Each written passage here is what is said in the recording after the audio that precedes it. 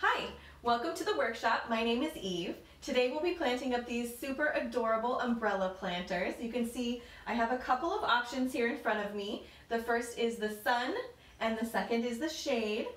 Now I know you've probably already picked up your kits from our stores, but I really want to stress the very first step that you need to take when you're planting a container or a hanging basket is where you're going to place them. If you're going to place them in the sun, choose plants that love the sun. If you're going to plant them in the shade, then choose plants that love the shade. Now I know there's a little bit of gray area, but the rule of thumb is if there's more sun than shade, choose sun plants. If there's more shade than sun, choose shade plants. So just want you guys to be aware of that. We've had our custom container designers design these both, so these are going to love the sun and these will love the shade. I'll talk to you a little bit about the plants that we have in each container. The sun first, we have, this one's not blooming right now, but down here we have the full kit with all the plants that you would have in your kit. The first one is this beautiful lantana. This lantana is called Hot Blooded Red, and my very favorite feature of this lantana is how it goes from dark red to orange and all the way to yellow. That's a really unique feature of a plant. And it's a nice upright shape, so it will look beautiful towards the center of your container. The next one is the beautiful magenta Cabaret Goodnight Kiss. That is the Calibrachoa down here, and you can see it here. It has that lovely magenta color with the dark center and then that bright pop of yellow to really make it all stand out. And then we have our other Calibrachoa, which is this lovely yellow, beautiful lemon color. And Calibrachoa really like to trail, so we have them around the outside of the container so that they can trail and keep adding more blooms. And finally we have a classic, this beautiful white bacopa. And the bacopa is called Gulliver White. They will make a lovely waterfall of white flowers all summer long. So that is our sun kit, and those are the plants that are included. Now for our shade kit, the first thing you'll notice about the shade kit is this beauty. This is the Fuchsia Gartenmeister, and it is the most striking orange I think I've seen in a fuchsia, and hummingbirds absolutely love it. It has that nice fluted, trumpet-like flower that hummingbirds are attracted to, and it's also an upright fuchsia. So the flowers droop down just a little, but the plant itself grows upright, so it is another nice one for the center. The next thing we have is our classic Impatiens. We've actually added 3 packs of Impatiens into your kit, and we did that so that you had more of a variety. This is a mix, so you'll see you might have some reds or yellows or magentas or even some of that nice orange to mimic the pretty orange in the fuchsia. And finally, we have that beautiful chartreuse. You know her, you love her, Creeping Jenny. This is one of my favorites. It's a really very hardy plant, and it can put up with a lot of guff, and it's another great trailer. So this will just cascade down the sides of your hanging basket.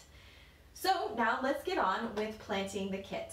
In your kit, you will notice there is this pot, and I'm sure you were wondering, what is this all about? But you may have gotten a hint from what we have here. It's to hold this guy. The umbrella itself has this nice sharp edge to it, which makes it very difficult to balance. It's pretty tippy, so if you just set it in the pot, that will create a nice base that is more sturdy for you to use and start your planting and not worry about it tipping over. And you can also use it to transport it to wherever you're going to finally hang it from the hanger. You'll also notice in the kit we have 2 bags of soil. You may or may not need all of those. And then the umbrella planter itself is great. It's got this, as you know, the sharp end. Do a little twisting. Make sure that this is screwed on nice and tightly before you start planting it up. And it is a true planter, so it does have drainage holes already on the bottom, which is great. Before we start planting up our cute little flowers, I wanted to talk just a little bit about container design. Today we're planting a hanging basket, which is generally viewed from every angle 360. So the way we place our plants inside the container is so that it can be viewed from every angle and look beautiful from all sides. Now, if you were planting it up against a house, you'd really only care about, 180 degrees, and then the backside could be kind of messy. But because it's a hanging basket, we're going to think about every angle. And there is a rule of thumb that I'm sure many of you have heard, which is the thriller, filler, and spiller. The thrillers are the plants that are tall and very noticeable and upright, and that would be like this fuchsia here, which is right smack in the center, nice and tall, and you'll want to put it in the center because that way it's not making your planter lopsided. If you put this big guy on one side and then you walked over to the other side, it would look a little wonky, or if you were looking at it from the front, this would be very heavy on this side. So we put them right smack dab in the middle. And then the filler is the plants that go between the thriller and the spillers, which are the ones that trail over the side. The filler is, it would be considered these little impatiens here on this basket. They do a nice job of filling in that space between the height of your thriller and then the length of your spillers. Your spiller on this basket is this lovely Creeping Jenny. It's so hardy and it'll keep cascading over the side. On the sun basket, the calibrachoa actually works in both ways. It works as a filler and a spiller. So see how it kind of bunches up high here? This fills in and then it'll cascade over the side. The bacopa kind of works in the same way, but it's definitely the calibrachoa is our filler. If you look at this container from every angle, it's just beautiful from all sides, all the way around. And that's really what we want to achieve. These baskets have been planted up and they are probably about 2 weeks old, so you can see how lovely they filled in using the same size plants that you have in your kit. So today I am going to plant up the sun kit. I've chosen an area that's super sunny and it's going to need these stronger plants that love that bright hot sun. The same guidelines apply to the shade kit, so just follow along whichever kit you're doing and let's have some fun. So I'm going to take this guy, which is our container, and then we're going to put in the first bag of soil.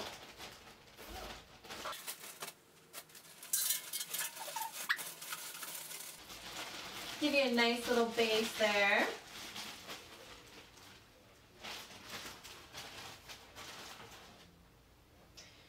You can even it out, it's not too big of a deal. And then we're going to take our plants from our kit. So let me grab my sun plants. And before we actually plant them up, let's be thoughtful about it. Let's actually take our little plantlings and find our thrillers. And so this one will fit nicely in the center. And then I see that we have 2 bacopa here, which is great to help with weighting it, to help it look similar from every angle. So let's put them on opposite sides. And then our calibrachoa, they can go on opposite sides as well. So you have one nice central one, and then you can put the other 2 on either side. So this is a nice display for the sun basket. And it doesn't matter if you want to put the yellow in front or the purple in front, whichever one is fine. And then if you were doing your shade basket, we would put your fuchsia smack dab in the middle. Oh, look how tall that is. And then you've got 2 impatiens. So, well, you've actually got 6. So these I would place, 3 here and 3 at the back, and then the 2 creeping jennies on the side. Use your creativity. That is one of the biggest, most important things I'd love to say about this class is with hanging baskets, just be creative. Have some fun with it. I always say that containers are like Easter eggs. You really can't mess them up. No matter how many colors you want to put on them and stickers, they all turn out really great and cute and fun. All right, so let's get planting. I want to do my center one first, which is this.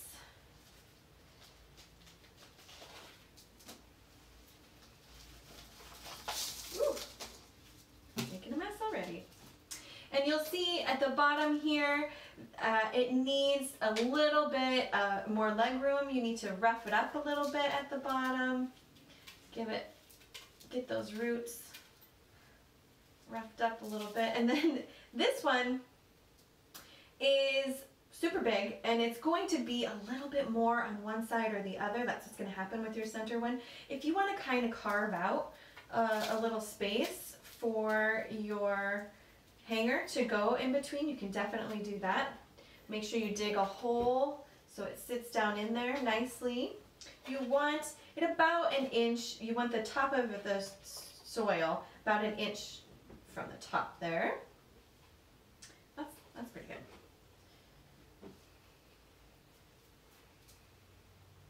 And then we are going to put in, we're going to put the bacopa on either side. Massage his little roots, rough them up a little bit. Set them right down in there. And I'm going to have it trail a little over the side already. You can see some of these are going in the opposite directions, which is awesome. And they can be in close quarters with the other ones. It's no concern.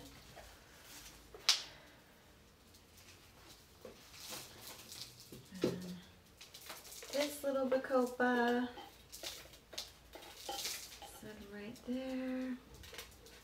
And again, this is all going to fill in nicely as soon as it has a chance to grow a little more.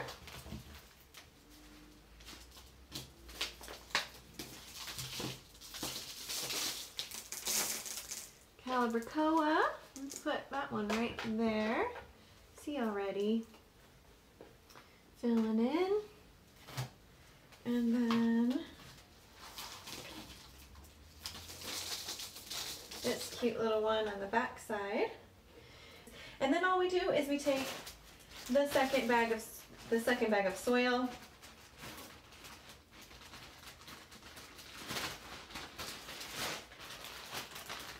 and start filling in.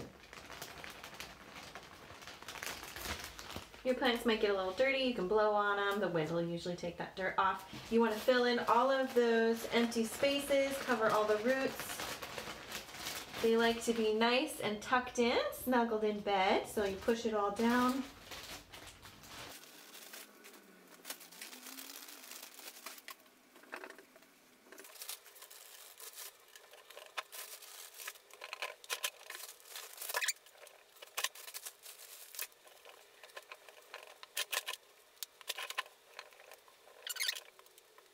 And now you're done. You've completed the April Showers Bring May Flowers workshop and planted this adorable hanging basket, which is in the shape of an umbrella. There are going to be some empty spaces of just bare soil. There's nothing to worry about. As you can see over here, we've got these two planters that are about 2 weeks old, and they've filled in all the way around, and we use the same amount of plants. So these are going to fill in really very nicely. The next step, I know you know this one, you're going to have to give it a big drink of water. We've played with them a little bit, moved them around, roughed them up, so they're going to want some water to help recuperate. The other thing that I want to tell you about is our water-soluble fertilizer. I know you've seen our hanging baskets in the garden center, and they're big and they're lush and they're gorgeous. This is why. We use it for all of our baskets every time we water them, and you can see that they're just big, thick, lush, and they bloom. It'll keep them blooming all summer long. Now, follow the directions on the side, and it says to fill 2 gallons. I usually cut it in half and fill up a milk jug and just add enough for a gallon so that I can fertilize every 2 weeks. You can fertilize once every 2 weeks. You can fertilize once a month. You can fertilize once you remember to fertilize. Anything, the plants will be happy if they just get a little bit of this water-soluble fertilizer. And then another tip about watering is because these are hanging baskets and they're in a metal container, they may need a little more water than some of your other containers. Also, they're out there in the wind. So the wind actually can dry out your containers very quickly, even if it's not sunny outside. So just use the trick where you can take your index finger and stick it down in there. If it comes up dry, it's going to need a drink of water. If it comes up with mud on it, it's good for the rest of the day. And then, just check it during those hot days. Make sure they're getting a nice drink when it's really warm outside. If you need to be hydrated, your plants probably need to be hydrated. And that's it. That's our class. Thank you all for joining us, and I can't wait to see you all again.